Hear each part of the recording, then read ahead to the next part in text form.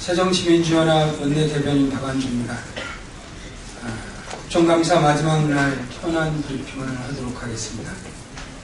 새정치민주연합은 2014년도 국정감사에서 정부에도 불구하고 박근혜 정부 정책 실패의 실체를 밝히고 대안을 제시하는 수권정당으로서의 면모를 보여드리기 위해 노력하였습니다.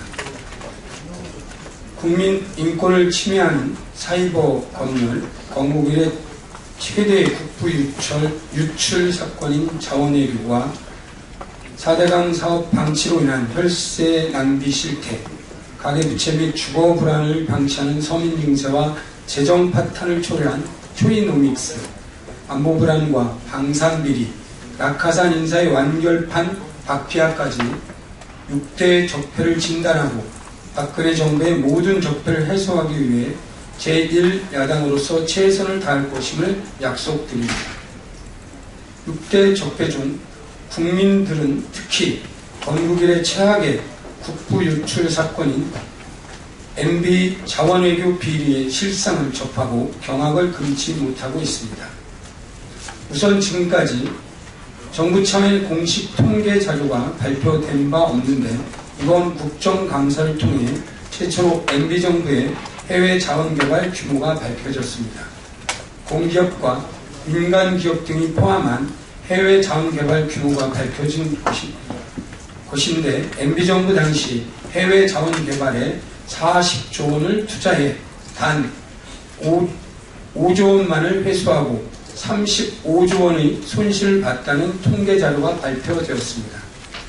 공기업만을 대상으로 봤을 때는 26조 원을 투자해 14.8%인 약 4조 원만 회수되었습니다. 노영민 의원과 박완주 의원은 자원외교 국부 유출을 지적했고 윤상직 산업통상자원부 장관은 해외 자원개발에 대해 역량 없는 공기업의 부실한 투자가 책임이라는 기존 입장과는 달리 민간 기업을 포함한 전방위적 해외 자원개발 투자에 대해 정부의 책임이 있다라는 점을 분명히 하였습니다. MB정부 시절에 해외 자원개발은 각종 불법과 편법, 비리에 연루된 의혹이 짙다는 것도 이번 국정감사를 통해 밝혀졌습니다. 구자현 의원은 한국가스공사가 불법적으로 이라크 유전에 투자했다고 지적하였습니다. 2010년 11월 가스공사는 석유 분야에 진출할 수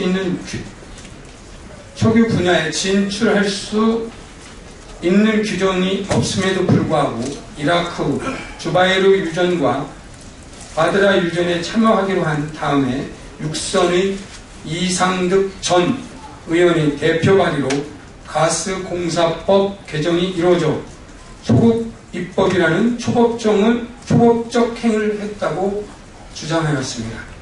또한 부자현 의원은 한국석유공사 하베스트나를 인수할 때 석유 정제업을 할 수 있는 근거가 없음에도 불구하고 매입한 것은 위법적이라고 지적하였고 홍영표 의원 또한 공사 차원에서 이렇게 법에 없는 일을 할 수 없음을 당연하고 채경한 당시 지경부 장관과 면담 시 긍정적 검토를 받았다는 전 석유공사의 답변을 이끌어냈습니다. 더구나 석유공사 하베스트 부실 인수 과정에서 이명박 정부의 실세였던 김백준 전 청와대 총무비서관 아들이 개입이 밝혀지면서 해외 자원 개발의 권력형 게이트 의혹까지 제기되었습니다. 석유공사와 가스공사, 광물자원공사 등을 중심으로 한 해외 자원 개발에 대한 것에 외에 전순옥 의원이 한국동서발전이 2011년 자메이카 전력공사 인수 후 1753만 달러의 손해를 본 것을 지적하였는데 아직까지 밝혀지지 않은 한국전력공사, 한국수력원자력 등 발전 자회사의 해외 자원개발 사업까지 포함한다면 투자 금액과 누적 손실액 또한 더욱더 커질 것임은 자명할 것입니다. 새정치민주연합은 커져가는 국민적 의혹을 해소하기 위해 자원외교 국부 유출 국정조사와 MB정부 자원외교 청문회를 반드시 성사시켜 이명박, 박근혜 정권 적폐의 실상을 낱낱이 규명할 것입니다. 다음은 국감 주요 쟁점 현황에 대해서 말씀드리도록 하겠습니다. 산하위 국정감사에서는 홍영표 의원은 대한무역투자진흥공사 국정감사에서 논란이 된 박근혜 대통령 세일즈 외교에 대한 추가 조사 결과 대통령이 미국 방문 당시 투자 유치가 초라한 성적을 낼 것을 예상해 수치를 부풀려 무리하게 부실 기업을 끼워 넣었다는 지적이 있었습니다.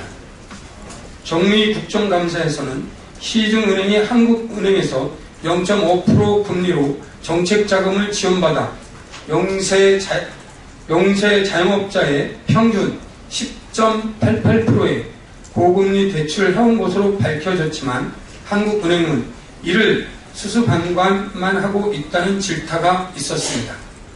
홍종학 의원은 한국은행의 영세 자영업자 지원 프로그램에 매달 5천억 원이 배정되지만 실제 대출되는 것은 5분의 1 수준인 1천억 원대에 불과한 실정이라고 꼬집고 한국은행 정책자금으로 시중은행 배만 불린 셈이라며 하루빨리 대출금리 구조를 시정하여 고금리 대출로 어려움에 처한 서민들의 어려움을 해결해달라고 호소하였습니다. 미방위 국정감사에서는 한국인터넷진흥원 임원추천위원회가 백기승 현 원장을 추천한 사유로 인터넷진흥원 원장이 고유 업무와는 아무런 상관없는 청와대 비서관 수행 등 탁월한 정무 감각 보유를 제시한 것으로 밝혀졌습니다. 최민희 의원은 백기승 현 원장은 서류 심사는 5등 3명을 뽑는 면접에서는 꼴찌를 한 사람이라며 임명권자인 미래부 장관이 전문가를 제쳐두고 청와대 친박 인사를 선택한 것은 박피아 인사라고 지적하였습니다. 또한 국방부와 외통위 국정감사에서는 전시작전 통제권 전환 연기 합의에 대한 질타가 이어졌습니다. 윤우덕 의원은 전시작전 통제권 전환 재연기는 지난 대선에서의 공약을 먹튀한 것이라고 비판하였고, 심재건 의원은 전작권 전환과 관련한 3대 조건은 대단히 추상적이고 충족 여부 또한 자의적이라며 사실상 전작권 전환 연기한 것이라고 지적하였습니다.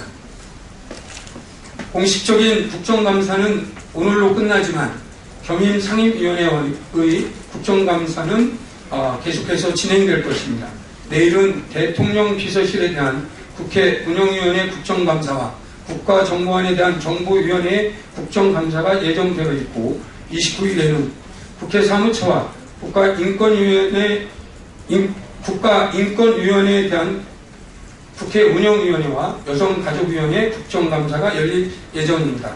박근혜 정부에 대한 사회가 검열과 안보불안, 방산비리, 낙하산 인사 등에 대해 날카로운 지적이 계속될 것입니다.